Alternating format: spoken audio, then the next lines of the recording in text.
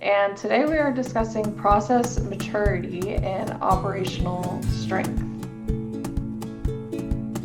So the big idea here is that operational strength isn't just having documented processes. You may be thinking SOPs, flowcharts, but really what we're going to focus on is the fact that operational strength is having an organization that's curious enough to continuously improve them.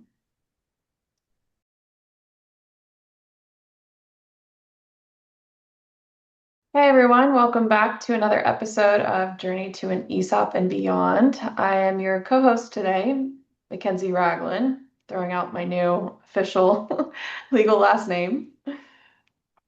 And I'm Jason Miller. My name hasn't changed. So today we are continuing our series of the 12 Foundations of Transition as we enter into the month of August, which is crazy to say. We are well over halfway through the year, and we have already gone through 7 foundations of transition. So this month marks the 8th, and if you've been following along and listening to our series, you know that we release these the first episode of the month, all around these series to help owners become transition ready and their businesses to become truly transferable. So in our latest episode in July, we talked about financial fluency and clarity, understanding your numbers so that businesses can make informed decisions and what financial fluency really means. And today we are discussing process maturity and operational strength. So the big idea here is that operational strength isn't just having documented processes. You may be thinking SOPs, flowcharts, but really what we're going to focus on is the fact that operational strength is having an organization that's curious enough to continuously improve them. Where do you think we shall start, Jason? I love every episode that has anything to do with curiosity. I think you know this as well as anyone. I like to say that my job is to just ask silly questions or stupid questions and then wait for other people to give me the answers. And um, it's not that they're silly or that they're stupid, but the smaller that we can ask questions, typically the closer we get to a more precise answer that leaves us more informed about whatever it is that we're asking the question about. And so, talking about being curious, right? Curiosity. Um, all of you that are successful owners already know what to do. We've talked about this before, and like where are places that value gets hung up or gets caught up or gets trapped in the way that you're doing things. And you may not often think about what your role is as an executive on the day to day, but really you're asking questions and how did this happen? How did that happen? And that quality of curiosity is what gets you closer and closer to a more precise answer. That's where I was, somewhere around there. And that quality of curiosity is really what can lend to your operational strength. And when it becomes a part of your culture and not just part of you, you're going to see how that's going to translate into employee ownership and inviting curiosity from people who have never applied that quality to what they do or what really everyone else is doing because they've never needed to in such a way. So most owners don't say like, "Hey, I've got great processes. Let me brag about the processes that we do," because you're really always asking questions on what could we do better. How can this be more precise? How can we improve that? And so, one of the things that I think we find when we talk with clients is we just apply our own curiosity because we don't see inside of your company until you reveal it to us. What do you think about that, Kenzie? Yeah, I think it could be maybe surprising to owners, or they don't really understand maybe what we're trying to uncover, or maybe they think we're looking for problems, but really, like you said, we're just looking to understand how the business actually runs, how things get done, the story behind the numbers that we've looked at. Um, and throughout that process, it could be revealing to the owners themselves. So I don't think it's really possible for you to improve on something if you don't understand it. One of the ways that I'd like for you to think about this is laundry detergent. Um, did anyone think like, I have a stain on my shirt. I've washed my shirt. The stain didn't come out. So there's obviously room for improvement, right? But I'm not a chemist. I have no idea how to improve laundry detergent. I wouldn't even know where to start. Would you know where to start with that? Never. So that might be silly or funny, but again, I've already prefaced that with all I do is ask stupid questions. I also say stupid things, which is both fun and entertaining for at least me, if not for everybody else. So I want you to think about this, listeners, as an owner. Every company has two businesses, and you have the one that you think you have, and then you have the one that your employees actually operate. Now, if you're a five-man shop, you may be involved in everything that occurs in your business. And so they're closer to being the same than if you run a 500-person shop where you are that much further removed from the day-to-day operations on the ground. And so the one that you have, the one that you think you have is kind of your mental map of the company. And then the one that the business, the employees actually operate is kind of like your territory. And the map and the territory aren't the same because one's a representation of what's on the ground. So one thing to think about in that regard is when if you're a contractor and we were to ask you like how does an estimate get approved? You're going to give me an answer and you're going to say it goes from here to here, and then ultimately this is what we do and how we result in our bid, and the work goes in this process. Then we could ask the estimator, and then like suddenly there's five spreadsheets, three text messages, two emails, and Susan, who's running the show, and that's different than how you may have described it, or it may sink in with how you described it. But those are two functionally different answers from two different perspectives, one close to the ground and one from up top. Yeah, I think the variety of answers you would get, or the difference in the answers you may get, can be very interesting. There may be shortcuts that the owner isn't aware of, undocumented shortcuts, or maybe there's an extra person involved that they had no idea was involved. Maybe there's someone in the process who's always catching mistakes, and that's kind of maybe they're that reviewer type role. So essentially, maybe just certain habits that the process runs on that the owner may not be privy to. Running on habit. I think all of us can identify with that. And you get up, you go through your morning routine. They're called routines for a reason. They happen all the time. You get into them, and it is very hard to break out of it.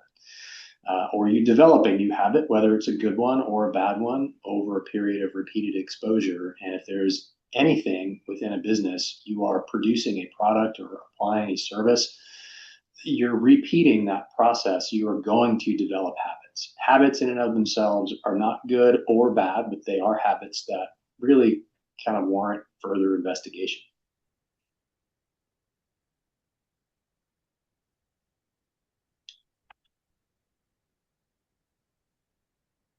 How would we examine that? Yeah, I think piggybacking off of that to essentially apply that curiosity that we started with is to, rather than following the org chart or the documented process that may not have been updated in some time, follow the work and ask questions such as like, where does this process begin? who touches it, where does it stop? Um, and throughout this process, you're maybe identifying pain points or bottlenecks. So is there a point in the process where someone has to remember some sort of aspect of something needed to keep the workflow moving? Um, where does someone have to wait? Where does someone get an email? So following the actual workflow rather than the org chart or the maybe stale documented process. What does the org chart tell you?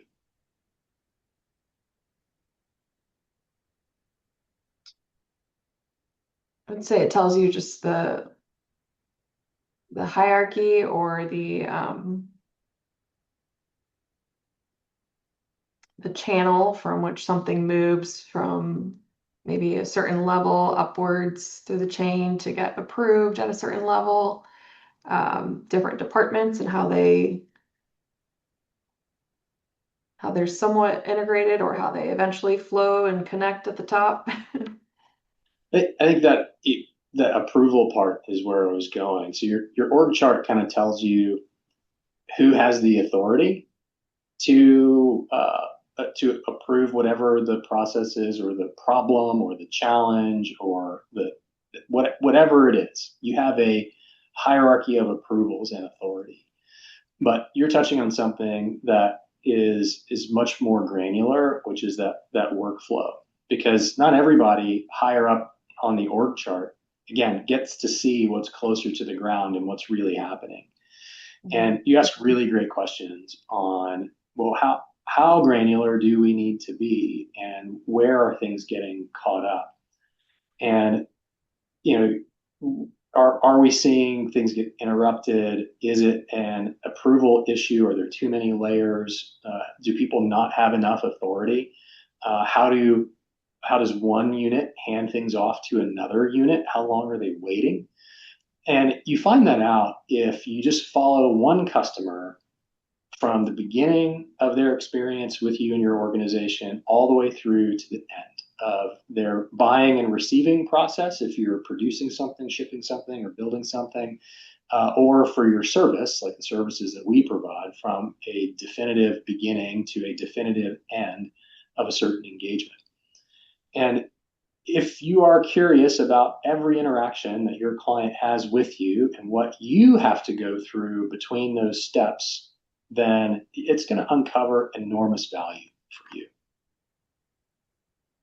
Yeah, and one thing I would like to add too is even if you don't have a stale process document and everything is documented well, these things that may come up, like the interruptions or waiting periods or rework, that's not necessarily something that you're expecting or anticipating in your process. So to have that documented is maybe not even realistic. So you maybe not you don't have a stale process document, maybe it is up to date, but actually understanding throughout that process where these interruptions and waiting periods and pain points essentially come up can really only be discovered by following the actual work. We've talked before about operational debt, and we've talked before about bottlenecks, and then the way that we're kind of phrasing it today is heroics. Everyone loves a hero. I have my favorites. I normally wear their T-shirt most days, but we like to, as a culture, celebrate heroes. And what I'd like to say is that businesses shouldn't require them. It's good to operate with them when you have them, and I think everybody kind of knows how to discover who those heroes are within your workplace. But you have one or two or three or 10, depending on how large your organization is, and they're out there. And it could be you. You could be the hero. You could be the one that swoops in to save the day everywhere, and you're just waiting for an emergency to show up, or for a monster to attack your city, or whatever it may be. And there are others that just, when you think about that unit of your business, whether it's payroll or IT or sales, or even in accounting, that there's someone that is shouldering a huge amount of responsibility and taking initiative for work that they just make it look easy. So if you have at least one of those, and I'm sure it may even be you, what happens if they just up and disappear for a couple of weeks?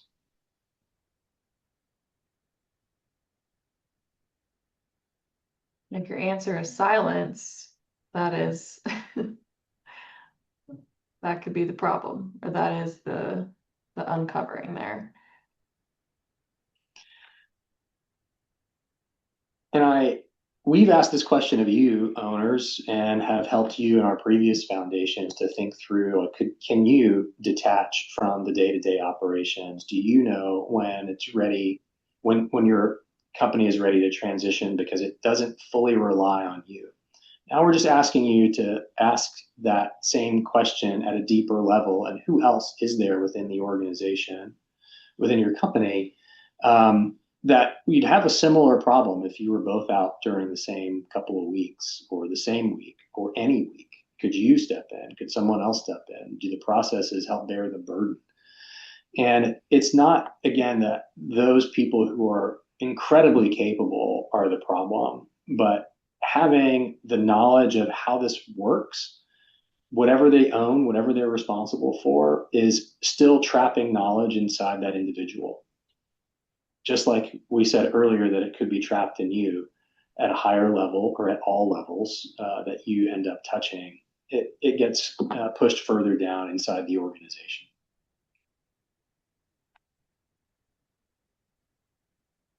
So I think rather than trying to solve for these issues, maybe tying back to curiosity is observing. I think questions that good operators ask in these situations or in these circumstances where you do have these heroes who, again, are not the problem, but could share the knowledge, or the knowledge could be dispersed among a team, and you run into hiccups. Ask the questions of, who is this getting stuck with? Why is this happening? If it's beyond just this hero concept, why is a certain part of the process being repeated? When did we start doing this? What would happen if we stopped?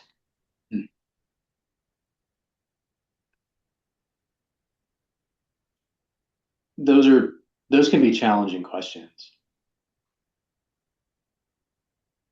Why do we have to do this twice? Why do we have to repeat this? When did we start doing it this way? And what would happen if we stopped? Curiosity can be direct and it can be critical. It doesn't have to be critical of an individual when you're applying it to the process. And so I want to take a moment to address that, owners, is that this isn't necessarily about the people. It's figuring out who the people are that are becoming part of the infrastructure of your business, rather than letting those processes around those people maintain the structure. And that's asking challenging questions like Makenzie just did. Where did this start? What do you do? Why are we even doing it this way? And the more, it's a word that I'm looking for. I don't want to say transparent. I don't want to say aggressive. Maybe it is aggressive. Maybe the more aggressively you're able to ask these questions of yourself and everywhere else, that's going to get you closer and closer to a more refined order of operations. I'll put it that way, rather than repeating the word process, because I don't want to get hung up on process. I want to get to the right order of things. And then it's not about assuming everything. It's investigating what's actually happening and then going, what's required. And you have to do that, because when you are able to slice out all the extraneous pieces or refine them and tie in 3 or 4 different workarounds into one new element of a process, whether that's a person, a spreadsheet, an approval chain, or authority level, whatever it may be, that's what helps you scale. That curiosity is what helps you scale. Whereas control is what's going to keep you right where you are until that control breaks. And when it breaks, it's going to break around an individual or around something that you just may not have been curious enough about. Does that make sense? Yeah, I think it definitely does. And I think it all ties back to transitioning, which is, of course, the theme of our foundations of transition. Because in order to transition, you need to be able to scale, and I think it all kind of ties together there. I I love that this is one of the things that you can do in advance of becoming an employee-owned company that helps to seed your culture with a mindset that develops the ownership mindset that we always talk about. When people start caring enough to ask questions on a smaller and smaller and smaller scale about what they do in order to improve, that's what gets all of that flowing. And they invite themselves to become part of the process. And when it makes when the ownership portion kind of clicks on, oh, I'm an owner now, and I've been asking questions like this, but now I have an extra incentive to be able to ask more and more questions. So if there was anything that I would encourage you listeners to start today, it is how in the world can we get more people asking more questions about how we do things better? So what kind of exercise can we give our listeners for this particular foundation, Makenzie? Yeah, I think maybe as owners are listening to this episode, there's maybe one process that sticks out to them. Maybe it's hiring, maybe it's payroll, maybe it's sales, whatever it is. Maybe choose one process and get all of the right players in one room, um, and just start asking questions without any sort of blame or any sort of fixing. Like, how does X, Y, and Z actually happen, not how should it happen, and really uncover the process, and again, follow the work. Um, every approval, every spreadsheet, every workaround, every email, every interruption, and then maybe ask what is surprising about this, and let the improvement build upon that. I think it's going to be really revealing to all of you that take us up on that challenge, call it a challenge, to pick that one element of your business and just start asking, how does this actually happen? Don't tell me what I want to hear. Don't tell me what's written on our SOP or whatever else. How does it really work?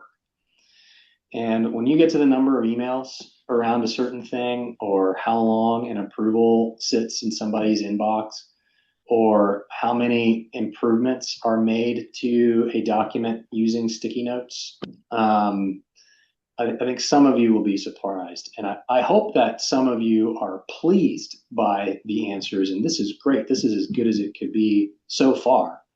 And then challenge yourself further on, still, what can we do here to improve? Where can this be better?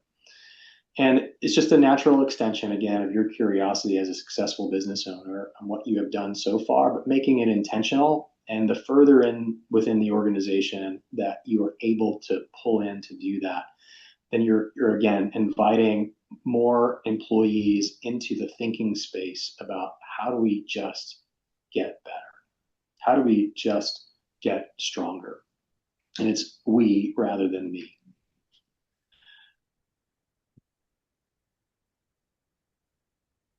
I think great companies with great operational strength never stop becoming students of themselves, so to speak.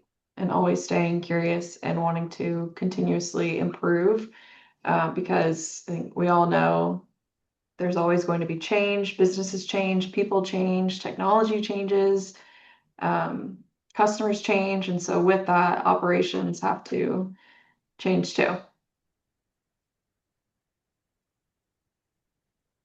I would say that the goal isn't perfect processes, but it's building an organization that's curious enough to improve tomorrow what worked yesterday. Your foundation today is successful. Otherwise, you wouldn't be listening to an ESOP podcast about how in the world do I transition this successful business to its next chapter, to its next owners. It's something that is incredibly valuable to you and to your legacy, and to the people that have supported you, that have worked for you, and that hopefully, again, since you're listening to an ESOP podcast, are going to be owners in the very near future. So please, please, please stay curious, ask smaller questions, get closer to the territory that's on the ground, and then the map, your journey to an ESOP is going to be very clearly marked just by you exercising your curiosity.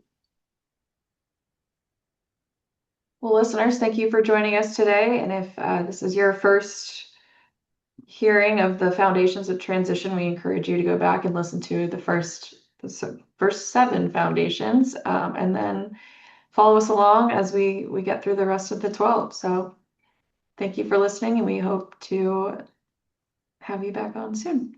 Thank you. Thank you.